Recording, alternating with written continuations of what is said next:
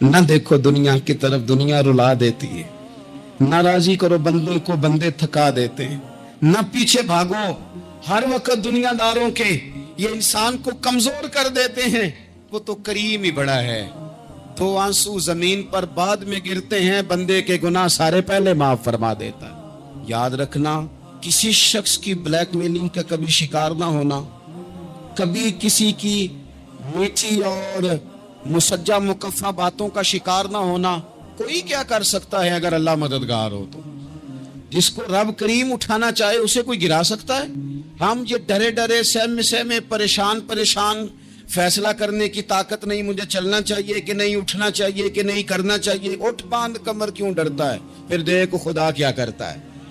حضرت عبداللہ ابن عباس فرماتے ہیں میرے نبی پاک علیہ السلام نے میری تربیت فرمائی کہ نوجوان دوست میری بات لکھ لیں، پریشان لوگ میری بات لکھ لیں، جن کے پاس قوت فیصلہ نہیں وہ اس بات کو لکھ لیں۔ حضرت عبداللہ ابن عباس فرماتے ہیں میرے نبی پاک علیہ السلام نے مجھ سے فرمایا تھا عبداللہ سن، اگر ساری دنیا مل کے تیرا کوئی نفع کرنا چاہے کر نہیں سکتی جب تک میرے رب کی رضا نہ ہو، اور فرمایا ساری دنیا مل کے تیرا کچھ بگاڑنا چاہے تو عبداللہ بگاڑ نہیں سکتی جب تک رب کریم کی حکمت کا تقاضا نہ ہو۔ لوگوں سے ڈرنا، لوگوں کی طرف دیکھنا، ماحول دیکھ کے اپنے راہ کا تعین کرنا، ہر بندے کے خیالات کے مطابق ڈھلنے کی کوشش کرنا، فلانا نہ ناراض ہو جائے، فلانا نہ ناراض ہو جائے، وہ جس نے ہونا ہو جائے، بس رب رسول ناراض نہ ہو۔ اپنی زندگی میں اپنے مالک کو مولا جان کے، بل اللہ مولاکم، اللہ تمہارا مولا ہے، وَهُوَ خَيْرُ النَّاصِرِينَ، وہ بہترین مددگار ہے۔ توجہ جب بھی کریں رب کی جانب کریں، اپنے دل کا قبلہ درست رکھیں، سوچوں کے زاویے سیدھے رکھیں۔ میرے بھائی، مالک جب بندوبست کر دے نا، جب مالک بندوبست کرتے ہیں پھر ایسا بندوبست کرتا ہے کہ لوگوں کے پاس نا چارہ نہیں رہتا۔ حضرت مریم رضی اللہ تعالی عنہا پاک باز تھیں، مسجد میں رہی تھیں، پر مالک کی حکمت کے تقاضے بڑے عجیب ہے نا۔ پھر جناب مریم کو اللہ تعالیٰ نے بغیر شوہر کی اولاد عطا کر دی۔ یہ بات ہی ایسی تھی، وہ کسی نے کہا تھا کہ مخلوق تو فنکار ہے اس درجہ کے پل بھر میں سنگے در کعبہ سے بھی اصنام تراشے، تم کون ہو کیا چیز ہے داغ کبابی، لوگوں نے تو مریم پہ بھی الزام تراشے۔ تو لوگوں نے کہا کدھر سے لے آئی بچہ، تیرا باپ تو ایسا نہیں تھا، کہاں سے لے آئی؟ اللہ کرے میں آپ کو سمجھا سکوں، ذرا اپنے آپ کو وہاں کھڑا کریں کہ ایک پاک باز عورت، پاک باپ کی بیٹی، طیب ماں کی بیٹی، اور اللہ کے گھر میں پرورش پانے والی خاتون، ایک وہ وقت اور ایک یہ وقت کہ اس عورت کو کٹہرے میں کھڑا کر کے پوچھا جا رہا ہے کہ معاذ اللہ تیری گود میں بچہ جائز نہیں ہے، کہاں سے لائی ہے؟ اب خود سے صفائیاں بندہ کتنی کو دے، کتنی کو وضاحتیں کرے۔ اور میں نے تو اپنی زندگی میں دیکھا ہے زیادہ وضاحت دینے والے کو بھی لوگ جھوٹا سمجھنے لگ جاتے ہیں، زیادہ وضاحت دینے پر بھی لوگ کمزوری کا اظہار سمجھتے ہیں کہ کمزور پڑ گیا۔ آپ صلح کی کوشش کرتے ہیں، سامنے والا بزدل سمجھ لیتا ہے، زیادہ وضاحتیں بھی کمزور کر دیتی ہیں۔ اب حضرت مریم کو کٹہرے میں کھڑا کر کے کہا بچہ کس کا ہے؟ تو پھر خدا بندوبست جب کرے، اللہ جب مددگار ہو، تو پھر حضرت مریم کی گواہی درختوں سے نہیں دلوائی، اس نے پتوں سے نہیں دلوائی، پھر فرشتے نہیں بھیجے۔ حضرت مریم کہنے لگی مجھ سے نہ پوچھو، وہ جو پنگوڑے میں ہے اسی سے پوچھ لو، ان سے پوچھو نا، وہ کون ہے پوچھ لو، ان سے کر لو سوال۔ انہوں نے کہا پنگوڑے میں چند دنوں کا بچہ، یہ جواب دے گا؟ مددگار تھا رب، ان کی برات کا اعلان کرنا تھا مالک نے، اور جب مالک اعلان کر دے، جب مالک تیری صفائی دینا چاہے، جب مالک تجھے دنیا کے سامنے نکھارنا چاہے، تو پنگوڑے میں لیٹے حضرت عیسیٰ بول کے کہنے لگے انی عبداللہ آتانی الکتاب، فرمایا میں اللہ کا بندہ ہوں، رب نے مجھے کتاب عطا کر کے نبی بنا کے دنیا میں بھیجا ہے، میں اللہ کا بندہ ہوں، کتاب لے کے آیا ہوں، نبی بن کے آیا ہوں۔ پھر پنگوڑے سے اعلان ہو گیا، پھر بچہ بول پڑا، اور یہ ایک دفعہ نہیں بات ہوئی، یہ بنی اسرائیل میں ایک جریج نام کے شخص بھی تھے جو نماز پڑھ رہے تھے. بعض نے لکھا ہے نفل نماز تھی. اماں نے پکارا تو آئے نہیں, تو ماں کے منہ سے نکل گیا تو اتنی دیر تک مرے گا نہیں جب تک کسی بے حیا عورت کا منہ نہ دیکھ لے. تو وہ عبادت گزار تھے, لیکن لوگوں نے ان کی عبادت, ریاضت, پرہیزگاری کو نہیں دیکھا. بس ایک عورت کو بھیج کے الزام لگوا دیا. وہ عورت آیا جایا کرتی تھی, اب آ جاتی ہیں عورتیں, مسئلہ پوچھنے کی نیت سے بھی آ جاتی ہیں. ماحول میں کچھ جگہ ایسی بھی ہیں جہاں عورتیں دم کرانے کے بہانے آ جاتی ہیں. وہ خاتون آتی جاتی تھی اس خانقاہ پہ, آستانے پہ. یہ بخاری میں موجود ہے. پھر اس نے کہا میری گود میں جو بچہ ہے یہ انہی کا ہے. مجھے بتائیں کیسے بندہ وضاحت دے. حالات خراب ہو گئے, لوگ کٹیا جلانے لگے, ماحول اور طرح کا بن گیا. میرے نبی پاک علیہ الصلوۃ والسلام فرماتے ہیں پھر اس رب کے بندے نے کہا مالک تو کریم ہے, تیری مشیت کا تقاضا آیا جو میری ماں نے جملے بولے تھے, پر اب میں وضاحت دینے کے قابل نہیں رہا. اب تو ہی کرم کرے گا تو دروازہ کھلے گا. تو وہ چند دنوں کا بچہ پنگوڑے میں بول کے کہنے لگا میں اس درویش کا نہیں, میں تو فلانے چرواہے کا بچہ ہوں, وہ جو بکریاں چراتا ہے. رب کی مدد کو پکارے, اپنے ساتھ اپنے مالک کی مدد کو شامل کرے, تھوڑے رزق پر بھی گزارا اچھا ہونے لگ جائے گا. سارے لوگ آپ کو گرانے کی تدبیریں کر رہے ہوں گے اور مالک آپ کو عزتیں عطا فرما دے گا. اس کی بارگاہ سے حکمت کا تقاضا اور ہو جائے گا. ہم نے ساری زندگی لوگوں کو راضی کرنے میں گزار دی, ساری زندگی بڑھاپا آ گیا بچوں کو پالتے, اور بچوں نے آخری عمر میں کہہ دیا ابا اگر کوئی ڈھب کا کام کر لیتے تو آج ہمارے دن بھی پھر نہ جاتے. ساری زندگی گزار دی بہن بھائیوں کو راضی کرنے میں, ساری زندگی گزار دی ذمہ داریاں اٹھانے میں. ان کو 99 دفعہ دیا, ایک دفعہ نہیں دیا تو انہوں نے کہہ دیا تو نے تو کبھی دیا ہی نہیں, تو تھا ہی نہیں. ساری زندگی محلے داروں علاقے والوں کو راضی کرنے میں گزار دی. اور میں نے ایسے لوگ بھی دیکھے دین کے لیے وقت گزارا, لیکن جب بڑھاپے میں دانت کام نہ کرتے تھے تو وقت کے مفتیوں کو بھی مسجدوں کی کمیٹیوں نے کہہ دیا اب آپ کی سمجھ نہیں آتی, ہم نے خطیب کو یور رکھنا ہے. میں کہتا ہوں کہ جتنے درد سے آپ امیر کو اپنی کہانی سناتے ہیں نا, اور جس طرح آپ کے آنسو بات کرنے سے پہلے گر جاتے ہیں کہ غریب ہیں, بچیاں ہیں, کاروبار نہیں, او میرے سنگیو, اس سے آدھے آنسو اپنے رب کی بارگاہ میں بکھیرو, اس کے حضور عرض گزار ہو جاؤ, اس سے طلب کرو. ایک وقت انسان پر زندگی میں ایسا آتا ہے کہ اسے یوں محسوس ہوتا ہے کہ میرا سایہ بھی طرح سا پیچھے ہٹ گیا ہے. اسے یوں لگتا ہے کہ میں کسی سہارے پہ ہاتھ ڈالتا ہوں تو وہ بھاگ جاتا ہے مجھ سے.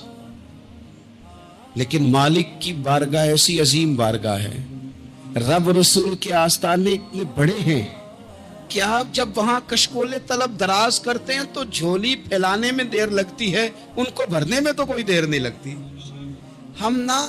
ہم نے اپنا سوچ کا قبلہ ہی دنیا کو بنا لیا ہے. یہ جو اللہ والوں کی مدد ہے یہ تو ہے نہیں, اللہ ہی کی مدد ہے. لیکن یہ جو سیٹھوں کی طرف توجہ کرنا, نوابوں کی طرف توجہ کرنا, دنیا داروں کی طرف توجہ کرنا, اور اپنا مزاج اس طرح کا بنا لینا, یارو گردن کو جھکا دیتا ہے خیرات کا پتھر, جہاں میں مانگنے والوں کے سر کبھی اونچے نہیں ہوتے. اور اقبال کہتے ہیں غیرت ہے بڑی چیز جہانے تگ و دو میں, پہناتی ہے یہ فقر کو تاج سردارا. میں عرض کروں گا کہ اپنی آپ جب توجہ کا قبلہ اللہ رسول کو بنائیں گے تو رب فرماتے ہیں وَيَرْزُقْهُ مِنْ حَيْثُ لَا يَحْتَسِبُ, میں نہ تجھے وہاں سے رزق دوں گا جہاں سے کبھی تیرا گمان بھی نہیں گیا ہوگا. یہاں سے بھی مل سکتا ہے, تو نے سوچا بھی نہیں ہوگا.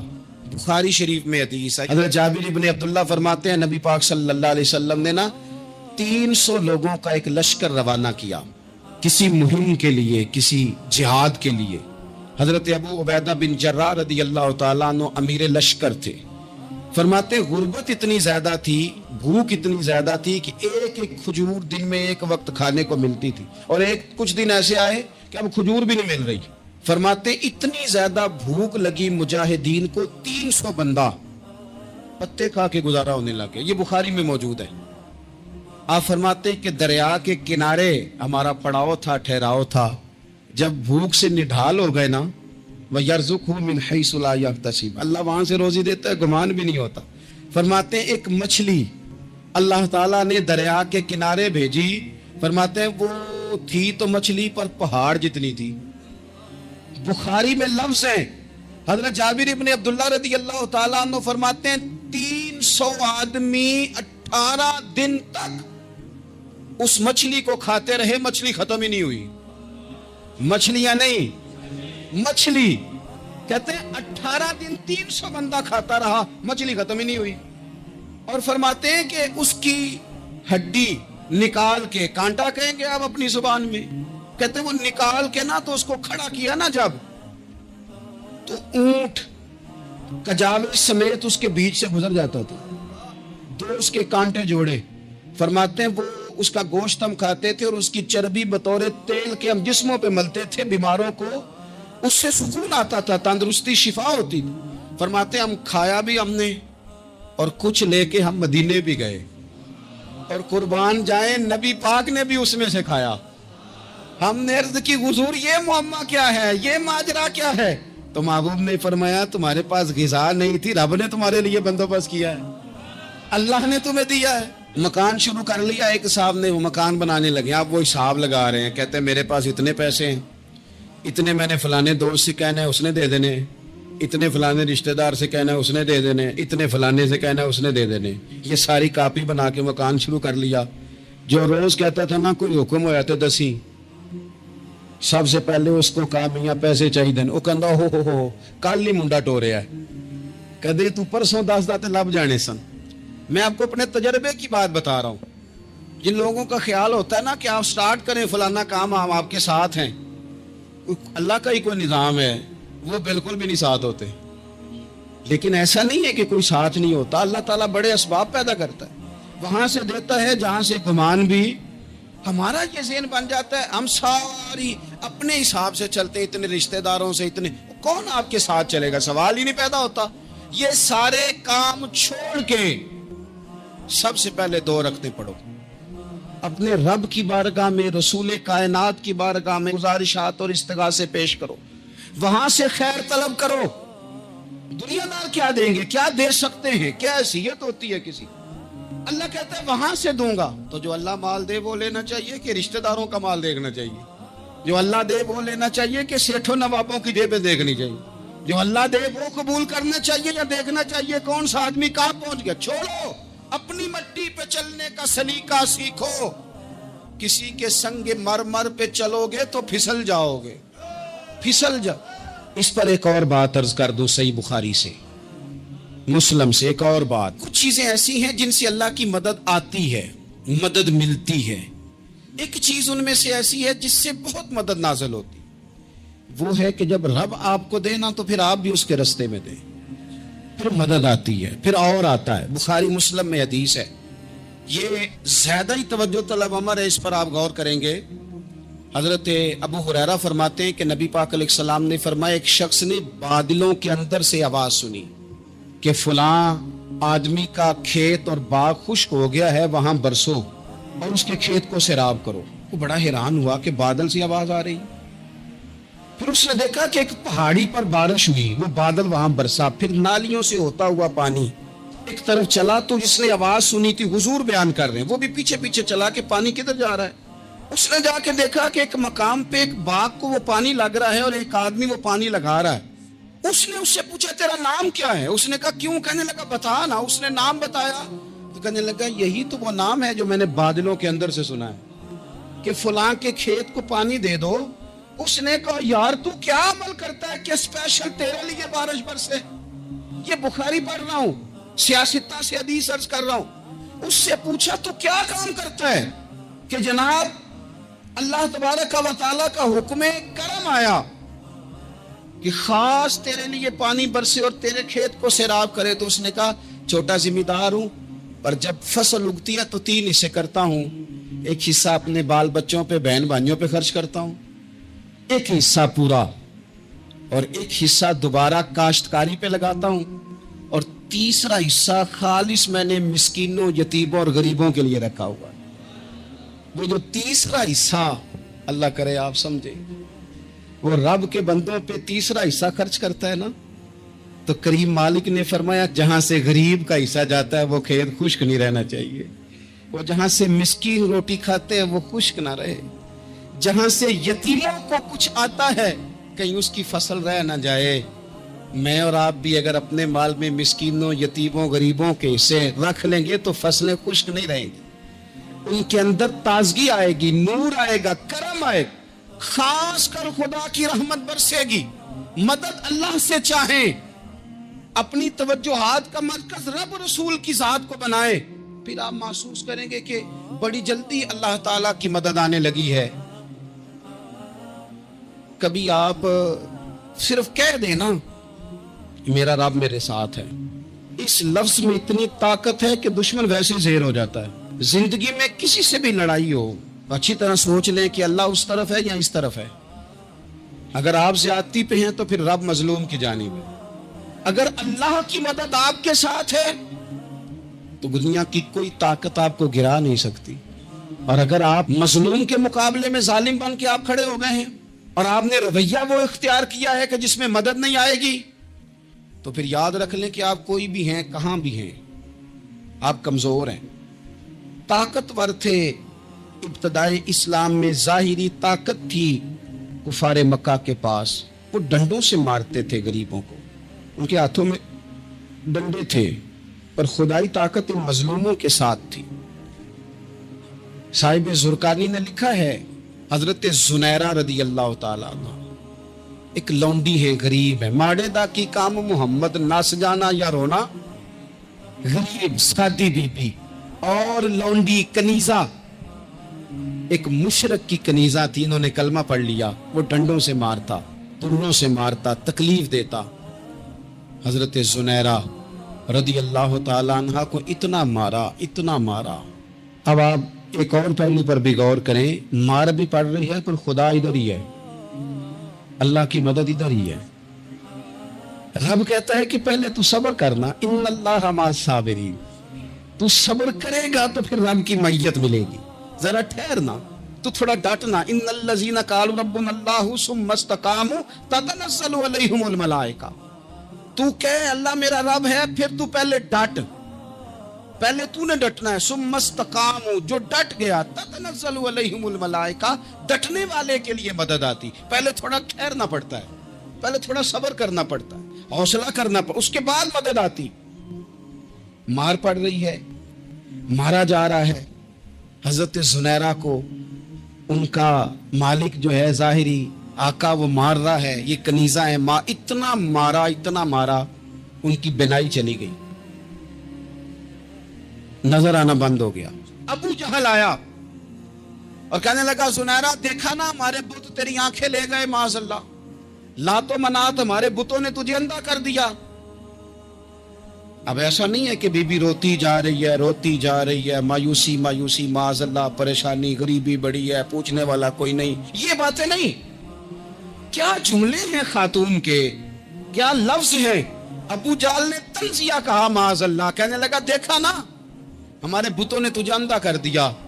تو جناب زنیرہ آنکھوں کی بینائی گئی ہے، رات کو گئی ہے، دکھ ابھی تازہ ہے، لیکن اللہ پہ جو توکل ہے، اپنے مالک سے جو رشتہ ہے وہ اتنا مضبوط ہے، اتنا طاقتور ہے، اس میں اتنی گہرائی ہے کہ حضرت زنیرہ بول کے نا اتنی قوت سے بولی، اتنی طاقت سے بولی کہ پورے کفر پر لرزہ طاری ہو گیا۔ فرمانے لگی تمہارے بتوں کی کیا اوقات ہے کہ میری بینائی لے جائیں، یہ میری رب کی حکمت کا تقاضا ہے۔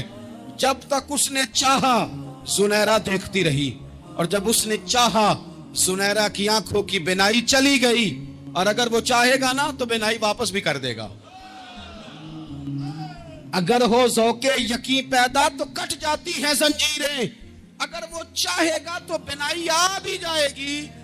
حضرت زنیرہ نے رات کو یہ لفظ کہے، ابو جہل اور سارے کفار ڈر کے سن کے چلے گئے، آپ اطمینان سے آ کے بستر پہ سوئی۔ جب سویرے اٹھی تو اللہ نے آنکھوں کی روشنی واپس کر دی تھی۔ आंखों की अब छड़ी पकड़ी है, बाजारों में घूमती है, कहती है बुलाओ किधर है तुम्हारे नातो मनात, देखो मेरे रब ने रोशनी वापस कर दी, आकर मेरे साथ इधर आ, सितमगर हुनर आजमाए, तू तीर आजमा हम जिगर आजमाए। बीमार लोगों याद रखो, कह दिया डॉक्टर ने कि तू बड़ा बीमार है, तू बड़ा कमजोर है, ये हो गया वो हो गया, तो डॉक्टर अपने इल्म के मुताबिक बात कर रहा है, होगा तो वो जो मेरा रब चाहेगा। कमजोर हो जाना, परेशान हो जाना, तकलीफ में आ जाना, पता नहीं बात हो गई है तो जाने क्या हो जाएगा। अपनी जिंदगी के अंदर अपने रब से रिश्ता मजबूत करें, रसूल कायनात से रिश्ता मजबूत करें, अल्लाह वालों से रिश्ता मजबूत करें। हजरत जुनैरा ने पैगाम दिया कि जिंदगी में जो जीना चाहते हैं तो वो रब का नाम लेके जी सकते हैं, जो अपनी जिंदगी में खुशियां देखना चाहते हैं तो रसूलुल्लाह के नाम पर खुशियां देखी जा सकती हैं। तवक्कुल की बुनियाद पर बंदा खुशियां ले सकता है, और अगर इंसान में तवक्कुल नहीं है तो फिर वो इस काले जादू से भी डर रहा है, वो नीले से भी डर रहा है, वो पीले से भी डर रहा है, वो फलाने से भी डर रहा है, वो मेरे खिलाफ फलाना रिश्तेदार साजिश कर रहा है तो डर रहा है, फलाना मेरे बारे में ये कर रहा है तो डर रहा है, वो पता नहीं दुनिया इधर हो जाएगी तो क्या हो जाएगा, उठ बांध कमर क्यों डरता है, फिर देख खुदा क्या करता है। तो इस सारी गुफ्तगू का निचोड़ आपको ये अर्ज किया है। सबसे पहले तो ये कि मैदानों में मदद भी अल्लाह की, रिस्क में मदद भी अल्लाह की, फसलें खुश्क हों तो मदद फिर भी अल्लाह करे, तो फिर सारी मदद, और अगर इंसान बीमार हो तो फिर भी मदद अल्लाह की। तो अपने अल्लाह की जानिब तवज्जो को बढ़ाएं, आप अल्लाह से मदद के सवाली बने। तिरमिज़ी की एक हदीस है, मैं आपको जिंदगी का तजर्बा बताता हूँ कि जब मैं बड़ा परेशान होता हूँ तो ये वाली रवायत खोल लेता हूँ, मज़ा देती है। मेरे नबी पाक अलैहिस्सलाम ने फरमाया, अपने दुख सेठों नवाबों को ना कहना, मालदारों का ना कहना, वरना अल्लाह तुम्हें कभी गनी नहीं करेगा। फरमाया अपने दुख अपने रब की बारगाह में अर्ज करना, जल्दी करे या देर से करे अल्लाह तुम्हें लोगों से बेनियाज कर देगा, अल्लाह तुम्हें गनी कर देगा। रात को बैठो ना उसकी बारगाह, उसे दुखड़े सुनाओ, छोटी छोटी बातें। हुजूर ने फरमाया नमक भी मांगो तो रब से मांगो, छोटी छोटी बात से शुरू करो ना। जब बंदा शुरू करता है ना छोटी छोटी चीजें, तो बड़ी सारी चीजें ये इस तरह होता है जैसे बंदा रब से गुफ्तगू कर रहा है, मालिक मुझे ये चाहिए, मालिक मैं यहाँ कमजोर हूँ, अल्लाह मैं यहाँ परेशान हूँ। आप ये करके तो देखें, लंबी लंबी दुआएं मांग के तो देखें, उसके हुजूर जुड़ के तो देखें, आप देखेंगे राहत कितनी है, सुकून कितना है। मौलाना सरदार अहमद साहब रहमतुल्लाह अलैह के पास ना एक बूढ़ी अम्मा अपना बेटा छोड़ गई, तो हजरत साहब ने को 2, 4, 5 महीने रखा, तो बाद में उसकी अम्मा को बुला के कहा कि भाई तू बेवा है, बेटा तेरा यतीम है, मैं नहीं चाहता कि इसका वक्त ज़ाया हो, ये पढ़ने वाला कोई नहीं, सारे नहीं भाई पढ़ने वाले होते, अब यहाँ वाला माँ बैठे हैं, मैं बेअदब भी ना हो जाऊँ, कुछ पूरे 8 साल लगा के भी आ जाते हैं, सनद भी उनके पास होती है, नाराज ना हो जाना, ये तो सब अच्छे लोग हैं, सनद होती है पर पता कोई नहीं होता, ये आला हजरत ने लिखी है बात, सनद होती है, पूरी डिग्री होती है, उस पर कई लोगों के साइन भी होते। बहुत सारे तालिब इल्म ऐसे होते हैं जो मदारस में कहते हैं मैं फाजल फलाह हूँ, लेकिन कोई शय पास, तो मौलाना सरदार अहमद साहब मुहद्दिस आज़म पाकिस्तान रहमतुल्लाह अलैह उस बूढ़ी को कहने लगे तेरा बेटा कौन देना है, पढ़ना पढ़ाना इसने कुछ भी नहीं, तो यतीम बच्चा है, कल को तो कहेगी कि मेरे बेटे ने वक्त ज़ाया किया तो वापस ले जा। बूढ़ी अम्मा रोने लग गई, कहने लगी मैं पढ़ाने तो नहीं लाई थी, मैं तो आपको रब का वली समझती हूँ, मैं तो नौकरी कराने लाई थी, नौकरी। हजरत अनस बिन मालिक कहते हैं मेरी अम्मा भी हुजूर की बारगाह में दे गई थी, हुजूर की बारगाह में, ये नहीं कहा था कि या रसूलल्लाह पढ़ा दें, हाँ मैं जिम्मेदारी से बात कर रहा हूँ, ये नहीं कहा था हुजूर मुजाहिद बना दें, ये थोड़ी कहा था कि या रसूल अल्लाह सल्लल्लाहु ताला अलैहि वसल्लम से मुफस्सिर मुहद्दिस मुहक्किक मुफ्ती बना दें। हजरत अनस की अम्मा कह गई थी सोनिया जब तक ये रहेगा ना आपकी नौकरी करेगा, ये घर के काम काज करेगा, ड्यूटी करेगा, हुजूर ये आपकी नौकरी करेगा। तो मेरे महबूब ने फिर दुआ कर दी, अल्लाह इसे बरकत अता फरमा। तुम समझता है खिदमत वाला खाली रह जाता है? जितना जायका खिदमत वाले को मिलता है, जो उसके नसीब में आता है, वो किसी का नसीब कहां भाई। हजरत अनस कहते हैं हुजूर ने दुआ कर दी, बरकत की। मुझे तो खेती बाड़ी आती भी नहीं थी, पर लोगों के बाग में साल में 1 दफा फल लगता था, मेरे बाग में 2 दफा लगता था। हुजूर ने दुआ कर दी, या अल्लाह इसे औलाद दे। फरमाते हैं मेरे बेटे, मेरे पोते, मेरे नवासे, मेरी बेटियां। फरमाते हैं मैं जिंदा हूं और मेरी 100 औलादे मौजूद हैं। परेशान हो गया 100 सुन के कि बच्चे दो ही अच्छे, 100 औलादे मेरी मौजूद हैं। हजरत अंस भी मौलाना सरदार अहमद साहब के पास ना छोड़ गई बच्चा, कहने लगी हजरत जी मैं को पढ़ाने के लिए थोड़ा छोड़ गई हूँ, मैं तो इसलिए छोड़ के गई हूँ कि आप मेहरबानी करें, खिदमत कराएं। तो हजरत जी कहने लगे कोई ऐसा काम ही नहीं खिदमत वाला, क्या कराऊं? कहने लगी पट्ठे पवा लिया करो जी। लड़ पेंदे ने, कहने ने बच्चे काम कर दें मदरसे दे। हालांकि अब कहाँ बच्चे काम करते हैं, अब तो गुजर गया दौर, अब तो बच्चे काम कराते हैं। अब बच्चे भी नाराज हो रहे हैं, घूर घूर के देख रहे हैं। सही कह रहा हूं आपको, बच्चे काम कराते हैं, बच्चे कहाँ काम करते। कहने लगी ये चारा डाले करेगा आपकी भैंसों को। तो हजरत ने उसको कहा कि बीबी चारा मेरी भैंसों को डालने के लिए मैंने बंदा रखा हुआ है, तो तू जा ले जा। कहने लगी हाथ बांध के हुजूर मेहरबानी करें, रख ले चारा डालेंगे। और पुत्र तवज्जो से चारा डालना हजरत की भैंसों को। रोने लगी, हजरत ने रख लिया, महीने का खर्चा भी देते। शाम को ना वो सारा दिन काम करता, शाम को आके पैरों में भी बैठ जाता, हजरत जी लाएं तेल थोड़ा सा, पैर ना दबा दूं। 8 साल साथ वाले पढ़ते रहे, ये बेचारा नौकरी करता रहा, मेरा रूप भी नहीं ते मेरा रंग भी नहीं, और मैनू यार मनान दा टंग भी नहीं। कभी कभी ना हजरत बिलाल हबशी फारग होते ना तो नबी पाक की बारगाह में अर्ज करते हुजूर कोई काम तो नहीं, सारे हो गए, हुजूर जाऊं जरा, चले जाते। एक दिन सलमान फारसी कहने लगे या रसूलल्लाह ये बिलाल कहाँ जाता है? फरमाया जा देख के तो आ। हजरत सलमान वापस आए तो आके रोने लगे, कहने लगे सोनिया जब यहाँ से जाता है ना तो जाके सैयदा फातिमा की चक्की पीसनी शुरू कर देता, बीबी साहबा के काम करने लगता है, घर में जाके स्नैन की ड्यूटी करता है, वहां भी काम यहाँ भी काम। वो चारा डालता रहा, उसने चारा डाला। हजरत मुहद्दिस आदम की भैंसों को दस्तारे फजीलत का वक्त आ गया, सारे पगड़ियां सजा के आ गए, आज दस्तार होगी। ये ना पीछे होके बैठ गया, चूंकि पढ़ा ही नहीं था तो दस्तार का है कि दस्तार तो उसकी जो पड़ेगा, हमने तो पढ़ा ही नहीं, हमने तो यार पढ़ा, घर पढ़ा, ड्यूटी करी। हजरत मुहद्दिस आदम रहमतुल्लाह अलैह के यहाँ जब ऐलान होने लगा ना कि अब दस्तार होगी, तो हजरत ने पहला ऐलान उसका फरमाया। तो मजा वाला बंदा कपड़े भी कदी कदी बदलता है ना, वो कहते जिस हाल में भी था मैं पलट के देखने लगा कि पड़ा पड़ा तो है, कोई शय नहीं, ये माजरा क्या है। पीछे से उठ के आए तो कहते हैं बाकियों की दस्तार किसी आलिम ने की, किसी सूफी ने की, लेकिन ये भैंसों को चारा डालने वाला जब आया तो मुहद्दिस आदम ने फरमाया पगड़ी के बाल को कोई हाथ ना लगाए, ये सारी दस्तार मैंने करनी है। और फरमाते हैं हजरत बाल भी देते जाते थे और आंसू भी बहाते जाते थे, माथा भी चूमते थे, और फरमाते थे दस्तार के बाद चला तो नहीं जाएगा यार, मुझे तो इबादत भी नहीं रह गई, मुझे तो चाबियों को भी नहीं पता कौन सी कहाँ रहती है, जाएगा तो नहीं तू?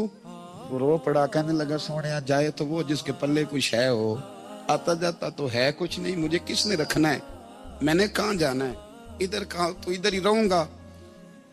वो उस तालिब इल्म के सारे उस्ताद भाई कहते हैं उसने दस्तार कराई, पढ़ा पढ़ाया कुछ नहीं, पर जो मसला अड़ जाता था ना, वो जो अड़ जाता था ना, वो जाके उससे पूछते थे तो किताबें खोलने की जरूरत नहीं पड़ती थी।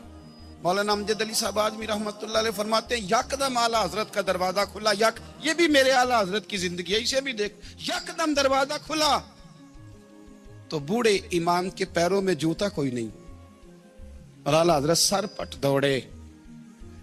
मैं करीब गया, मैंने कहा हुजूर मैं सदके जाऊं, कहां जा रहे हो? कहने लगे किसी ने बताया मेरा मुर्शद का बेटा रेलवे स्टेशन से गुजरने वाला है, अमजद अली देर न कर यार, कहीं शहजादा नाराज ना हो जाए, मेरे मुर्शद का बेटा, मेरे शेख का पोता, यार जरा जल्दी कर। कहते हैं आला हजरत दौड़े रेलवे स्टेशन पे, उन्हें अगर फतवे लिखने आते थे किल के रजा है खंजरे खूंखार बरकबार, तो वो ये भी कहा करते थे कैसे आकाओं का बंदा हूं रजा, बोल बाले मेरी सरकारों के। दौड़े गए रेलवे स्टेशन पे, और बूढ़े शेख सदर शरिया कहते हैं मैंने कहा हुजूर मैं ना चला जाऊं? कहने लगे ना पुत्र, मैंने बड़ा नमक खाया उस घर का, मैंने बड़ी नौकरी करी है, मेरी अपनी ड्यूटी है, तुम्हारी तो नहीं ना। میرے شیخ فرماتے ریلوے اسٹیشن پہ حضرت کھڑے ہیں، ایک مسافر اترتا، اس کے قریب جاتے، ادب سے سلام لیتے تو کہتے ماریرا شریف سے تو نہیں کوئی آیا؟ کہتے وہ مسافر گزر جاتا، دوسرا آتا تو پھر قریب جاتے، کہتے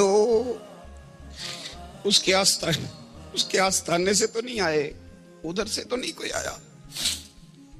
کہتے سارے گزر گئے، جن مسافروں نے اترنا تھا اتر گئے، ٹرین چل پڑی۔ تو میں نے کہا حضور کسی نے آپ کو غلط اطلاع دی تھی، شہزادے تو آئے نہیں۔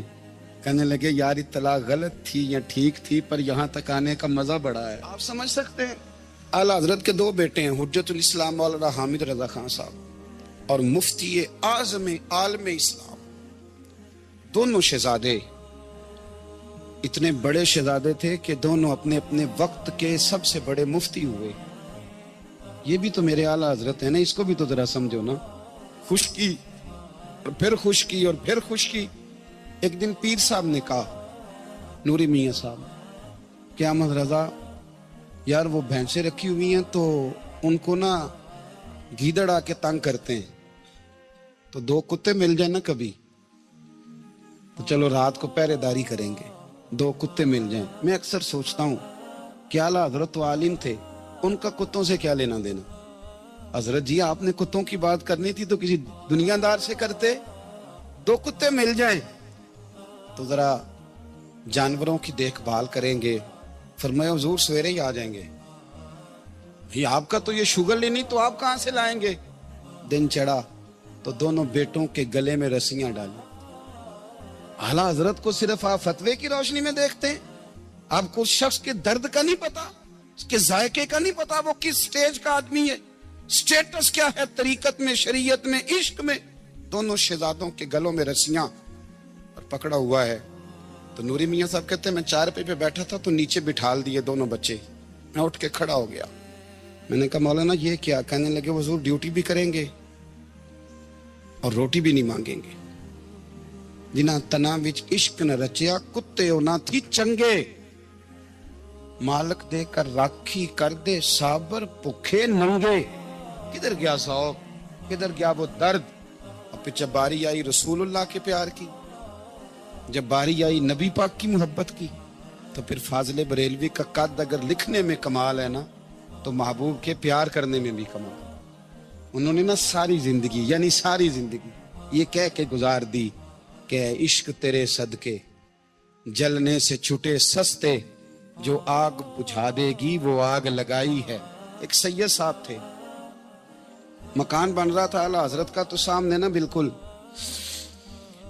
لائبریری تھی۔ تو جب مکان بن رہا ہوتا ہے تو تب سارے مستری مزدور اندر ہی ہوتے ہیں، تو سب کا آنا جانا تھا، سب لوگ آتے جاتے تھے بلا جھجک۔ تو وہ سید صاحب ایک دن آ گئے، سامنے لائبریری میں ملے، پھر چلے گئے۔ کچھ دنوں کے بعد گھر مکمل ہو گیا، اب عورتیں بھی آ گئیں، تو شاہ جی کو پتہ نہیں تھا۔ وہ پرانا ہی ماحول سمجھ کے نا، مولانا ظفر الدین بہاری کہتے ہیں پرانا ہی ماحول سمجھ کے تو اندر آ گئے، اور جیسے ہی اندر داخل ہوئے سامنے گھر کی عورتیں دیکھی تو شاہ جی معذرت معذرت معذرت کرتے پریشان ہو گئے، اور پھر جب دوبارہ پلٹنے لگے تو اعلیٰ حضرت دوڑ کے گئے، ہاتھ چومے، کہنے لگے شاہ جی آپ کو تو پتہ نہیں تھا، اور آپ مہربانی کریں یہ معذرت والا لفظ واپس لیں، یہ میرے گھر کی عورتیں نہیں، یہ تو سیدوں کی باندیاں ہیں، تو نوکرانی ہیں، آپ مہربانی کریں، یہ انداز آپ کا جو ہے یہ درست نہیں، آپ مہربانی فرمائیں اندر آئیں۔ اور پھر سارے خاندان کو لے کے پردے کے پیچھے کھڑا کیا اور کہنے لگے شاہ جی کو غلطی لگ گئی، انہوں نے ہم سے معذرت کی، اب ہم سارے مل کے ان سے معذرت کریں، اس لیے کہ یہ رسول اللہ کا خاندان۔ یار تھوڑا بہت دو چار لفظ جس بندے کو آ جائے نا، دو چار لفظ، میں ذاتی طور پہ نا آپ کو پتہ ہے میں تو نعت خانوں سے تو ہماری بنتی نہیں، بہت سارے نعت خان تو ہمیں ویسے ہی نہیں۔ میں کہتا ہوں نعت آنے دے جانے کا نام نہیں، نعت تو کلام کا نام ہے۔ کسی بزرگ کی بات پڑھو، کوئی مطلب اس میں کوئی ذوق ہو، کوئی درد ہو، یہ کیا بات ہوئی جو آج کل کام شروع ہے۔ لیکن آپ کو پتہ ہے ہم نعت خان کی بھی عزت کرتے ہیں۔ میں جس نعت خان سے نعت سنتا ہوں میں دل کی قلب کی گہرائی سے اس کا حیا کرتا ہوں۔ میں اکرام کرتا ہوں اللہ جان، میں اعزاز دیتا ہوں، اس لیے کہ میں سمجھتا ہوں یہ جب بولتا ہے نا تو مجھے مدینے والے کی یاد آتی، یہ نبی کریم کی یاد دلاتا ہے، تو اس کا اعزاز ہے۔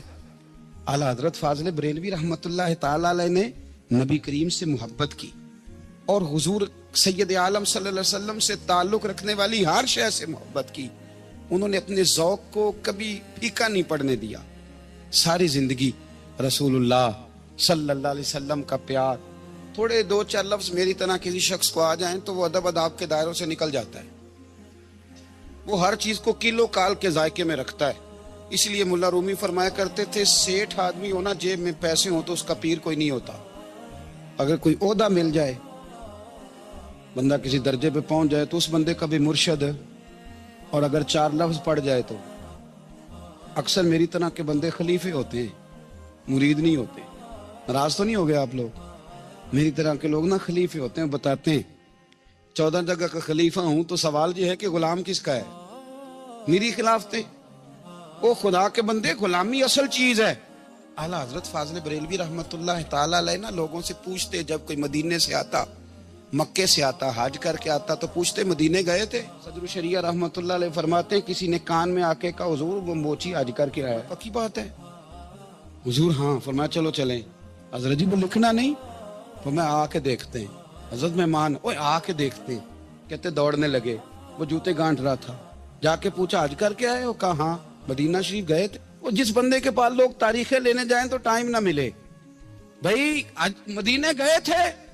کہنے لگا جی بڑا کرم کیا سرکار نے، میں تو 1.5 مہینہ رہ کے آیا ہوں۔ کہتے ہیں جبہ کہیں، پگڑی کہیں، قلم کہیں، شاگرد کہیں، مرید کہیں، اور اندر نہیں، حجرے کے اندر چھپ کے کسی کی تعظیم نہیں، چوک میں موچی جوتے گانٹنے والا دنیا دیکھ رہی ہے، اعلیٰ حضرت جھکے اور موچی کے پیر چومنے شروع کر دی۔ لوگ پکڑ دیں حضور یہ کیا؟ وہ بھی پیر کرنے لگے پیچھے ہٹ جاؤ۔ یہ وہ قدم ہے جو میرے مصطفیٰ کریم کے در دولت سے ہو کے آئے، حرم کی زمین اور قدم رکھ کے چلنا، ارے سر کا موقع ہے وہ جانے والے۔ یہ ذائقہ، یہ درد، اعلیٰ حضرت نے نا ذوق والی زندگی گزاری، ادب والی زندگی گزاری، پریم والا وقت گزارا، عشق والا وقت گزارا۔ حضرت بلال حبشی کبھی سپاہ سالار بنے تھے کسی جنگ میں؟ کسی صوبے کے گورنر بنے ہوں؟ بولو تو صحیح ہے۔ ان کا تعارف کیا تھا؟ نبی کریم کے غلام۔ حضور کے نا جو ذاتی معاملات تھے نا، 20 انصاری نوجوان تھے جو ہر وقت نبی پاک کے پاس کھڑے رہتے تھے کہ حضور کو حکم کریں، 20، اور 34 سے لے کر 40 تک غلام ہر وقت حضور کی بارگاہ میں رہتے۔ حضرت بلال حضور کے ذاتی معاملات کی خدمت کرتے تھے، کوئی ایسی وہ جو تبلیغ کی یا دعوت کی یا جنگ کی یا جہاد کی کوئی ڈیوٹی نہیں وہ کرتے، ذاتی خدمت سرکار کی۔ حضرت عمر فاروق وہ شخص ہیں کہ جنہوں نے کبھی کسی بندے کو خاطر میں نہیں لائے ہو، لیکن جب حضرت بلال آتے تھے نا تو جناب عمر اٹھ کے کھڑے ہوتے، کرسی چھوڑتے تھے اور پھر ایک نعرہ لگاتے تھے، کہتے تھے یا بلال انت سیدنا، بلال تو ہمارا سردار ہے یار، تو ہمارا، یعنی عشق کا ذوق پورا کرنا انہیں بھی آتا تھا۔ اس لیے میرا مشورہ ہے، میری رائے ہے، اور جو میرا حکم ماننے والے ہیں ان کے لیے میرا حکم ہے کہ ذوق نہ کبھی بھی خراب کرنا، کبھی بھی نہ ذوق نہ خراب کرنا، اپنا لطف۔ میں نے کئی دفعہ، میں پہلی دفعہ مدینہ شریف حاضر ہوا تو ایک بابا جی میرے آگے آگے تھے، تو ان کو نا دھکے مار رہا تھا، وہ سامنے کھڑے ہوتے ہیں نا، اللہ خیر فرمائے، اپنی اپنی ڈیوٹیاں نا، ان کی بھی ایک ڈیوٹی ہے نا جی، تو وہ دھکے مار رہا تھا، تو بابا اسے کہہ رہا تھا تیری خیر ہوئے پہرے دارا روزے دی جالی چوبلین، انہیں پھر دھکا ماریا تو پھر ان کہا تیری خیر ہوئے پہرے دارا۔ میں نے، وہ بالکل ان پڑھ بابا جی تھے، پر مجھے انہوں نے بہت بڑی بات سمجھا دی، میں نے ان سے بڑا سیکھا، منبر پہ ذکر کر رہا ہوں۔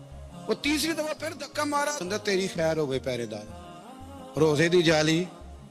تو بابا جی باہر نکل آئے تو میں بھی پیچھے نکل آیا، تو میں نے کہا بابا جی یہاں کچھ انہوں نے بنگلہ دیشی اور ہندوستانی بھی رکھے ہوئے ہیں، پر یہ تو عربی تھا خالص، انہوں کدوں تہاڈی بھی سمجھ آؤندی سی، تسی پنجابی دا شعر سنائی جا رہے ہو۔ کہندے پتر مینوں بھی پتہ ہے انہوں نہیں سمجھ آ رہی، پر میں تے اپنا رانجھا پہ راضی کرتا سا، مانوں پتہ ہے انہوں کا او یار اسی رانجھا بھی تے راضی کرنا ہے کہ نہیں، کہ ساری زندگی کیلو کال کے جھگڑے میں پڑے رہنا ہے۔ اے عشق تیرے صدقے جلنے سے چھٹے سستے جو آگ بجھا دے گی وہ. اور ایک جگہ پہ اعلیٰ حضرت کہتے ہیں جان دے دی وعدہ دیدار پر. ہم نے جان دے دی، خالی اس نے وعدہ کیا تھا کہ آؤں گا، آیا نہیں تھا پر جان ہم نے پہلے دے دی. تو اس لیے نا ذوق، شوق، پیار، وارفتگی، محبت اساتذہ کے لیے، بزرگوں کے لیے، علماء کے لیے، مشائخ کے لیے، بڑوں کے لیے نہ ذوق نہ کبھی خراب ہونے پائے. اللہ آپ کو سلامت رکھے. اور کچھ دعائیں میں نے دے دی ہیں، کچھ اللہ جانتا ہے میرے دل میں ہیں، وہ میں دیتا رہتا ہوں. اللہ آپ کو ہمیشہ شاد و آباد فرمائے.